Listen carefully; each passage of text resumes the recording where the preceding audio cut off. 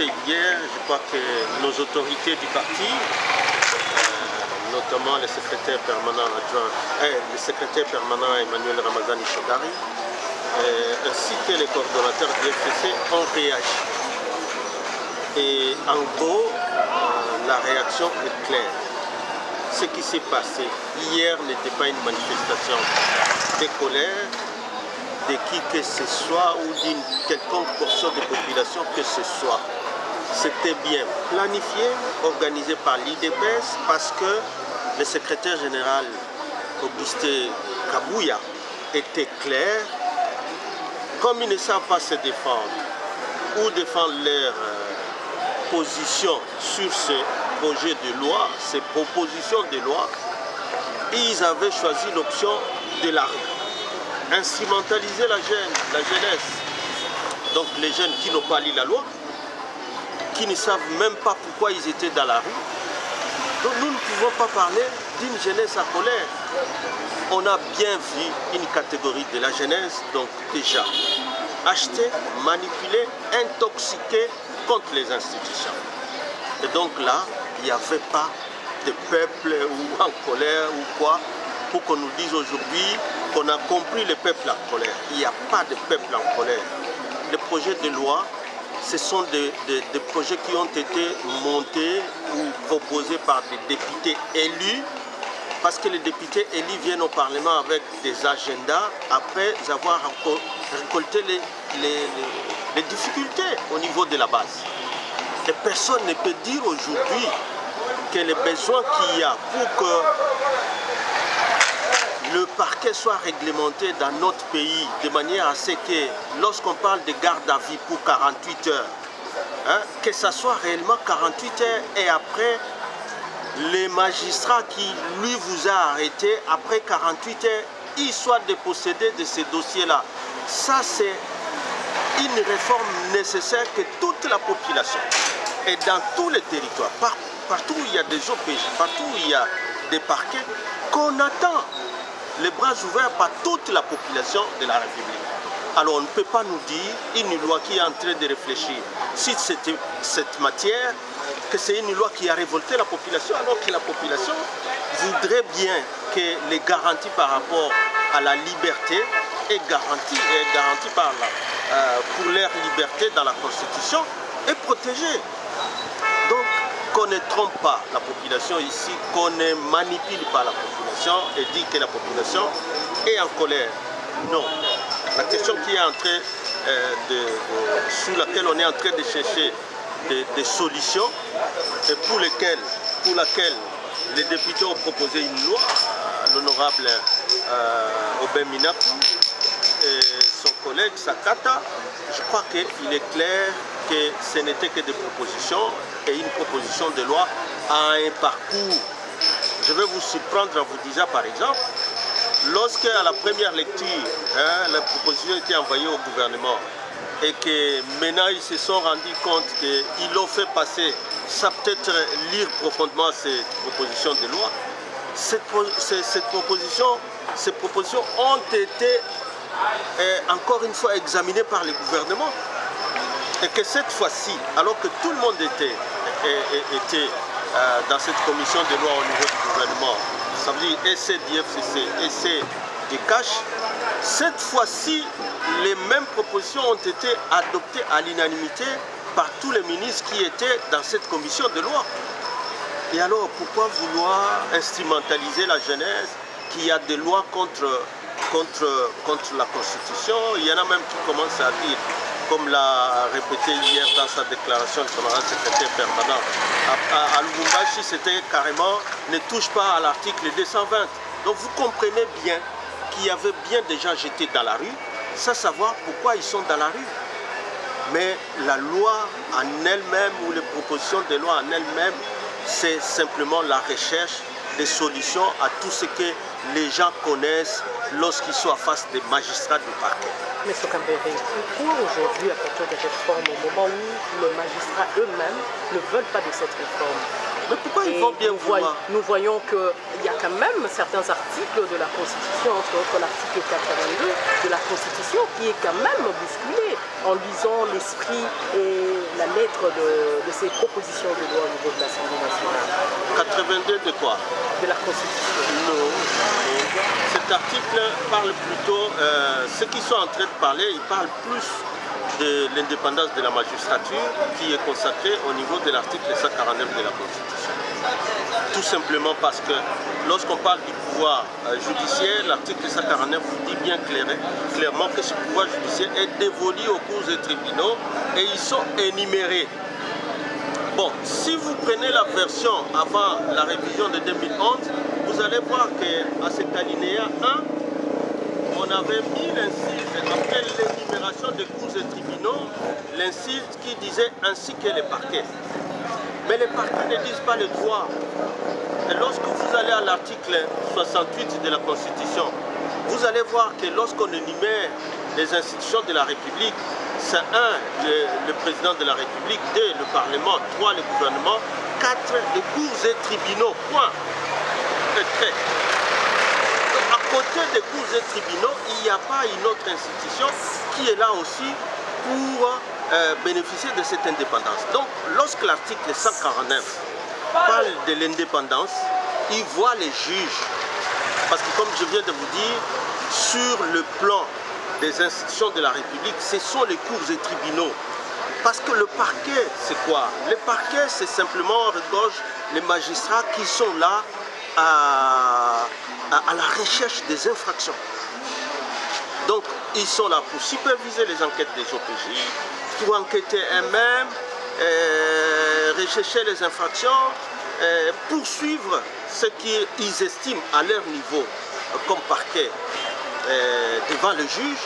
Mais ce que nous disons, qu'il y a aussi des lois ou des règlements qui doivent respecter et des garanties qui sont constitutionnelles vis-à-vis des particuliers qui doivent respecter. Ils ne doivent pas arrêter les gens n'importe comment. Ils ont un délai chacun. Lorsqu'il arrête, c'est pour combien de temps? Le juge, lui qui doit vérifier la régularité de détention, il a un délai. Mais ceci, madame, les gens souvent moisissent dans nos prisons ici. Ils voient un magistrat arrêté, mais qui n'ira jamais vers le juge, par exemple, pour rechercher la régularité de la détention. Et des gens comme ça, vous les verrez rester dans des prisons des mois et des mois. Vous allez voir si vous ne contrôlez pas ce pouvoir de parquet, qui lui n'est pas à confondre avec le pouvoir judiciaire qui est dévolu aux cours et tribunaux, comme je viens de vous le dire. Vous allez voir quelqu'un sous un mandat d'arrêt provisoire rester en prison des mois et des mois sans être présenté devant le juge. C'est des cas qui sont connus, où des gens simplement, parce que je n'aime pas la tête de tel, on voit carrément un mandat d'arrêt qui est délivré, ou un mandat d'amener. Voilà pourquoi vous voulez mettre un peu de garde-fous autour on doit de loi. mettre des garde-fous pour garantir les droits, les libertés. Hein, parce que la liberté est sacrée, la liberté. L'arrestation, c'est une exception. Pour arrêter quelqu'un, il faut avoir des motifs valables. Est-ce qu'aujourd'hui le PPRD a peur de l'actuelle loi, de voir quelques caciques être interpellés au niveau de la justice? Voilà pourquoi est-ce qu'ils cherchent à mettre tout le garde-fou pour qu'ils ne soient pas interpellés? Non, il n'y a pas que le PPRD est là pour plaider pour la vision d'un état de droit. Il ne faut pas que les gens s'approprient ça alors que dans l'application ou dans les comportements, on voit autre chose. C'est l'article 1er de notre Constitution qui parle de la République démocratique d'État comme un État de droit. Et alors, le PPRD doit toujours se battre pour que cet État de droit qui est consacré dans notre Constitution soit une réalité. Et dès lors qu'il y a des signaux forts, où on voit des fois des tentatives d'arrestation vraiment arbitraires. Le cas déjà Jacques Mamba, il n'est pas cacique du PPRD. Quand ça lui arrive, lui qui est député, hein, comme les Kilouans le disent, Yeso azan nzete ya mobesu ekomeliye, sigo nzete ya kokauka ekozalandeni. Donc les pauvres citoyens qui sont au Bandundu, qui sont au Kassai, qui sont au Kivu, un magistrat du parquet qui lui va lui brandir l'indépendance de la justice, qui n'a rien à voir avec le ministre de la Justice. Qu'est-ce qui va lui arriver? Donc c'est cela. Et puis, il y a un autre aspect que les gens sont en train d'oublier. Le gouvernement, là, il est là par la volonté de la majorité. Ça signifie qu'ils ont été aux élections. Les juges ne vont pas vers le peuple pour chercher ce pouvoir-là. Alors celui-ci qui, lui, est allé promettre au peuple qu'il va changer la situation carcérale, qu'il va changer la situation, il va garantir, il va plaider pour qu'il y ait un état de droit qui garantit la liberté des citoyens. Parce que l'arrestation, comme je vous l'ai dit, c'est une exception. Alors, vous allez refuser à ce gouvernement de voir comment le parquet est en train de traquer les gens. Pour qu'il les traque en désordre, il arrête quand il veut, il maintient les gens en détention quand ils veulent. Non. Cette indépendance telle que vous allez voir dans la Constitution, l'article 150, alinéa 2, c'est le juge. C'est lui qui, au-dessus de lui, n'a pour autorité que Dieu et la loi. Au-dessus de lui. Il ne peut subir ni pression, ni quoi que ce soit. Mais au parquet, on est dans la politique pénale de la recherche des infractions pour que la liberté des citoyens, même le plus simple, soit garantie. C'est ce que nous faisons. Et on a vu le chef de l'État condamner l'acte qui s'est passé hier. Et aujourd'hui, le PPRD est allé... Est-ce qu'on peut dire que le PPRD est allé vite pour dire qu'ils sont prêts pour casser cette coalition? Le PPRD n'a jamais dit ça. Cette chanson de vouloir casser vient de quelque part. Nous suivons, ça vient toujours de nos alliés. Ceux qui ont parlé des autres qui vont nager, c'est qui? Ceux qui ont toujours demandé que les chefs de l'État cassent cette coalition, c'est qui? C'est son propre parti politique, l'IDPS. C'est son propre parti. Même dans la déclaration d'hier, c'est de demander que s'ils n'en veulent pas réellement, qu'ils disent à tout le monde que nous ne voulons pas de cette coalition et non se cacher derrière des projets de loi qui sont du reste légitimes. Je viens de vous dire ici, qui sont sortis du gouvernement, peut-être avec quelques observations, mais le gouvernement n'a pas bloqué ça. Pourquoi alors aller prendre les enfants, les jeunes de la rue pour les amener au palais du peuple, barricader le palais du peuple? Non, c'est ça l'instrumentalisation, c'est ça l'intox. Et ils exposent quoi? Les députés, les élus du peuple. Mais le chef de l'État, il est là parce qu'il y a eu vote, parce qu'il y a eu élection. Et qui a organisé ces élections si ce n'est pas l'ancien président? Nous avons accepté les résultats tels quels. Et alors, nous devons accepter, on doit se mettre au travail. Il y a encore beaucoup à faire. Ma sœur Feza, beaucoup à faire à Nitouri, à Beni, beaucoup à faire ici, beaucoup à faire même au Kasaï. Déjà du fait qu'il n'a pas la majorité au niveau du Parlement, et vous, ce partenaire, vous êtes en train de l'exposer. Et il se voit déjà perdant dès le départ. Perdant par rapport à quoi? Parce que c'est ça la règle démocratique. Lorsque vous n'avez pas la majorité au Parlement, vous acceptez de négocier et de travailler. C'est cela le résultat de la Constitution. Et cette Constitution, peut-être qu'ils ignoraient parce qu'ils ont fait une campagne contre la Constitution. Nous comprenons bien qu'ils ne la maîtrisent pas encore. Et c'est ça le problème. Et aujourd'hui, quelle est la position claire du PPRD face à la situation? La position claire hier, c'est de dire, il ne faut pas appeler les casseurs peuple. C'était des casseurs qu'on a vus sur la rue. Ils ont cassé, ils ont pillé chez nos camarades de PPRD. Il ne faut pas appeler ça peuple. Un peuple ne pille pas. Un peuple ne casse pas. Un peuple ne menace pas les gens sur la route. Il fallait passer par des véhicules. Si tu es député, tu étais épinglé. Tu pouvais te tuer. Qui sait? C'est pas ça un peuple. Donc, et que ça vienne d'un parti politique, non. Nous avons nos militants, nous tous, chaque parti politique a ses militants, mais nos militants ne sont pas nécessairement le peuple. Le peuple, c'est 90 millions d'habitants. Et à vos partenaires le cash, qu'est-ce que vous leur dites? Non, c'est de se conformer à la Constitution. L'article 6 appelle tout parti politique à participer à l'éducation civique. Et l'éducation civique, c'est effectivement expliquer la Constitution, c'est quoi? Le rôle des députés, c'est quoi? Le rôle du président, c'est quoi? Le rôle du gouvernement, c'est quoi? C'est ça, l'éducation civique. Ils doivent participer à la à la formation, à l'expression du suffrage universel. Quand est-ce qu'on a la majorité? Si on n'a pas la majorité, comment est-ce qu'on se comporte en démocratie? Et ne pas vouloir simplement instrumentaliser un petit groupe et dire non, on se félicite de la colère du peuple. Il n'y en avait pas. Un mot pour terminer, est-ce qu'il y a possibilité aujourd'hui de retirer cette proposition de loi? Mais pourquoi on l'a retirée? Parce que c'est la demande dans tous les territoires. Celui qui n'a jamais été arrêté ou qui n'a jamais eu un membre de famille qui a été au parquet, peut-être il est en train de trouver que réellement on parle de l'indépendance de la magistrature. Non, ici on parle de pouvoir, quand le parquet, pour rechercher les infractions, arrêter, poursuivre et alors le faire dans la loi tout en respectant les libertés garanties constitutionnellement à tous les citoyens, grands et petits. Et non pas simplement vouloir utiliser ces bâtons pour dire je ne dépends de personne. Non, il y a un gouvernement et le gouvernement est là parce qu'il a bâti campagne, il a une promesse électorale et que donc il doit justifier par rapport à tout ce qu'on constate parfois comme avis au niveau du parquet. Nous ne disons pas que tous sont mauvais. Non, on n'a jamais dit ça.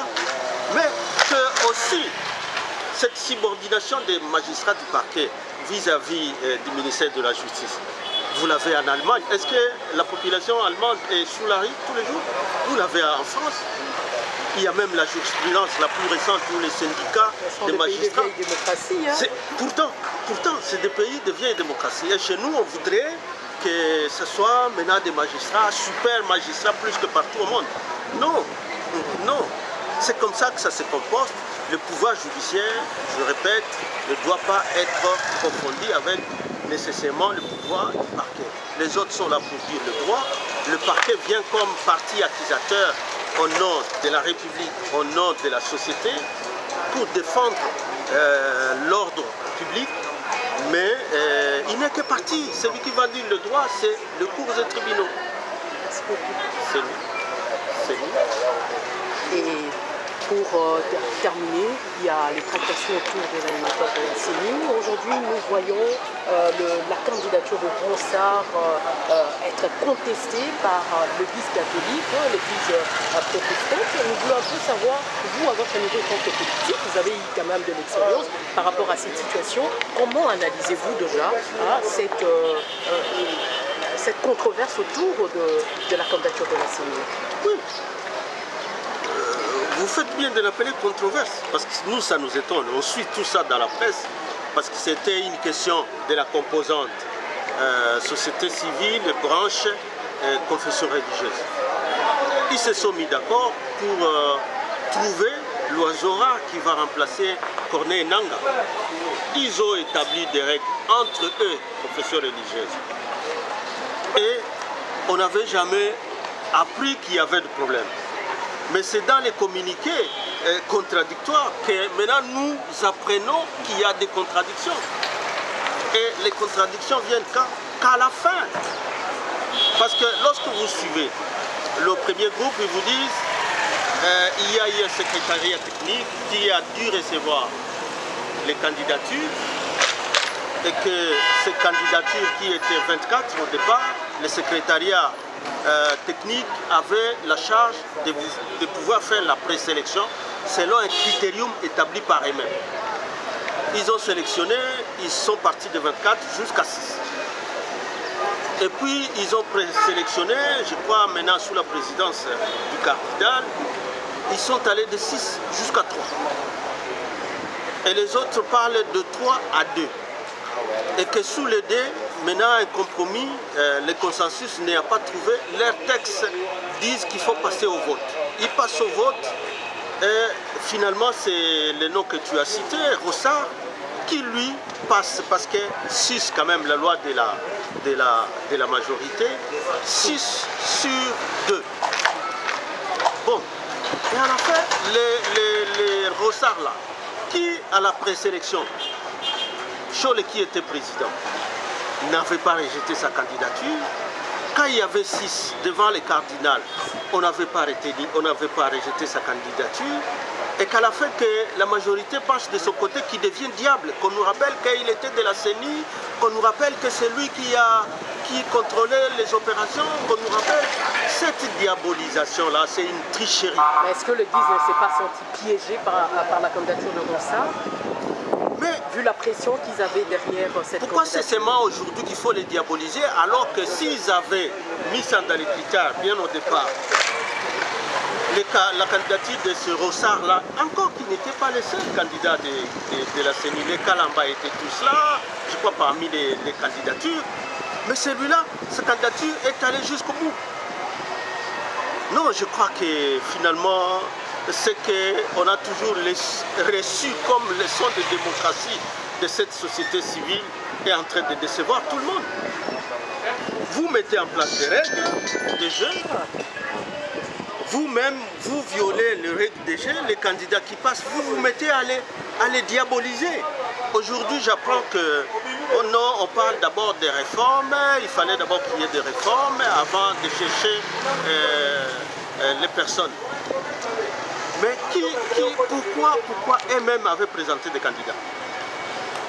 Lorsqu'ils se sont attendus pour parler des candidats, pourquoi ils ne se sont pas abstenus pour dire non, ce n'est pas ça qui est la priorité c'est des réformes. Tout simplement parce que votre candidat n'est pas passé, celui-là devient un diable. C'est ça donc la démocratie dans notre pays et c'est ça la leçon que nous devons avoir de ce que nous croyons avoir des idées sur une bonne démocratie. Parce que le réforme, madame, pourquoi on croit que ça ne peut pas être impulsé par celui qui vient, surtout que le choix est tombé sur quelqu'un qui a l'expérience, qui a fait 15 ans là-bas. Et que maintenant la société civile l'accompagne pour dire voici où il y avait un mauvais fonctionnement, un dysfonctionnement, voici dans telle partie du contrôle du processus électoral, ce qui doit être corrigé. Et que lui présente ça au Parlement. Donc je crois qu'il y a quelque chose qui ne va pas aussi.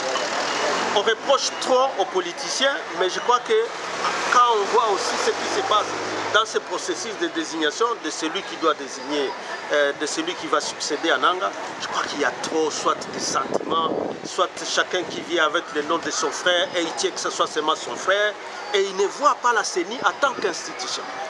Parce qu'en tant qu'institution, lorsque vous voyez la CENI en tant qu'institution, il faut effacer les hommes à un moment donné et travailler sur les mécanismes de contrôle du processus électoral.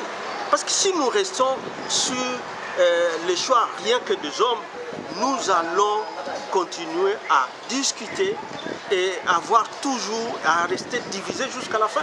Et ça, c'est vraiment pour l'intérêt de la population. Mais aujourd'hui, le fait que la candidature de Ronsard est presque vidée de ses substances, parce qu'on voit les grands électeurs, il y a l'église catholique, il y a l'église protestante, il y a aussi le GUIS Kimbangi, ce qui s'est désolidarisé de la candidature de Ronsard Malonga. Mais est-ce que... Mais oui, c'est passé dans deux médias, ils se sont désolidarisés de la candidature de Ronsard. Je crois qu'il y a des textes qui les régissent, je ne sais pas entrer dedans. Lorsqu'ils terminent un processus de désignation, ils ont un endroit où ils vont présenter cette candidature. Au niveau du Parlement, il faut apprécier tout ça. Parce que Bazapé Banzambete, tout ne s'arrête pas à eux. Il y a une loi qui organise ça. Il faut que nous ayons l'habitude de respecter nos lois et d'aller de l'avant. Parce que sinon, on va faire longtemps, si ce n'était pas Kabila, on allait encore faire longtemps sans organiser des élections dans ce pays, en suivant simplement les caprices des animateurs ou des personnalités. Parce que le but de confession religieuse, c'est de ne pas voir encore les élections de 2023 être tripatouillées selon leur esprit. Mais comment ils pensent qu'ils ont tripatouillé? Moi, si je vous dis qu'il y a des acteurs de la société civile qui ont joué aussi un mauvais rôle dans ces élections, il faut que nous rentrions dans ce débat-là, où il faut attendre d'abord qu'il y ait de nouveaux animateurs qui viennent avec un nouvel esprit. S'il y a des propositions de réforme, ça sera un travail de tout le monde pour proposer une loi qui soit correcte, qui va rencontrer tout ce qu'on a trouvé comme faille dans l'ancienne loi. Ça sera au Parlement. Ce n'est pas chacun, Cambere se réveille le matin parce que bon, il a été victime de ceci dans tel bureau de vote et qu'il est incapable de le proposer à travers le Parlement, qui doit rester sous le toit de maison en train de crier. Et aujourd'hui, par rapport à la démarche de la Mouka qui soutient aussi le réforme de cette institution, comment... Nous avons dénoncé ça aussi hier, parce qu'on a constaté que le CAJ, qui est notre partenaire dans cette coalition, a bien choisi encore son ancien partenaire pour faire un chemin commun, qui est celui de brûler la République. Vous savez qu'ils ont signé un accord. Vous savez qu'ils ont signé un accord à Genève. Et cet accord-là est un accord contre la République. Nous l'avions dit à son temps. L'actuel chef de l'État, lorsque lui-même a retiré sa signature sur cet accord, il a bien dit. Alors, si c'est les schémas qui sont en train de vouloir reprendre pour brûler la République, alors le PPRD a dit, à travers la déclaration du camarade secrétaire permanent, nous allons résister. Parce que c'est quand même au prix des sacrifices que nous avons acquis, ne fût-ce que ce niveau de démocratie que nous avons. Que nous avons acquis l'unité du pays. Que quelqu'un... Parce qu'aujourd'hui, il y a eu l'évêque de Bunia. C'était d'abord le cardinal lui-même, lorsqu'il arrive à Beni, qui a dénoncé le plan de balkanisation. Avant-hier, c'était l'évêque de Bunia qui a dénoncé le plan de balkanisation. Et qu'aujourd'hui, nous apprenions qu'il y a des mouvements partout. Des migrants inconnus. Ça, c'est dénoncé de partout. Mais entre-temps, des chansons déjà qui veulent avoir telle république de leur côté, telle république, et qu'ici, on soit en train de nous distraire. Parce qu'on n'a pas nommé mon frère à la CENI, donc moi, on n'a pas fait ceci, vous allez chercher tous les motards pour les mettre là, pour dire, le peuple a dit. Ça, c'est une distraction pour vouloir encourager ceux qui sont dans les plans de balkanisation. Nous allons donc résister, et c'est ce que le camarade Emmanuel Ramazani Shadari a dit. Et ça sera tout, bien, vous avez quelque chose à dire par rapport à tout ce que vous venez de... Non, je crois que ça sera tout. Nous sommes l'autorité morale du FCC, c'est un homme de débat. Il a conduit quand même le pays jusqu'à avoir ce niveau de démocratie. Il y a une alternance. Il nous a encouragés à soutenir la coalition. Nous sommes encore en train de le faire. Mais nous ne pouvons le faire qu'en croyant à la stabilité des institutions. Parce que si les gens croient qu'il n'y a qu'une institution qui va fonctionner et que le Parlement doit se taire, alors là, je crois qu'on est en train de quitter la coalition. Et à ce moment-là, constitutionnellement, par rapport au résultat électoral, nous allons réclamer, ça a été dit clairement par le chef du parti, le secrétaire camarade Emmanuel Ramazani Shadari, nous allons réclamer de rentrer dans la cohabitation qui est constitutionnelle. Alors, si ce langage-là ne sera pas aussi suivi, alors c'est qu'ils cherchent quel langage? Celui de Genève pour brûler le pays. Ils aiment le peuple, réellement. On nous a beaucoup chanté que Kabila bloque, que c'est pas ceci, mais la gestion d'une année et demie, on a tous suivi comment ça a été géré. Aujourd'hui, on est sous Covid. C'est encore 3 mois, on vient de passer 3 mois dans des difficultés énormes. Je crois qu'il faut qu'on évite les distractions. La population attend de nous autre chose que cela.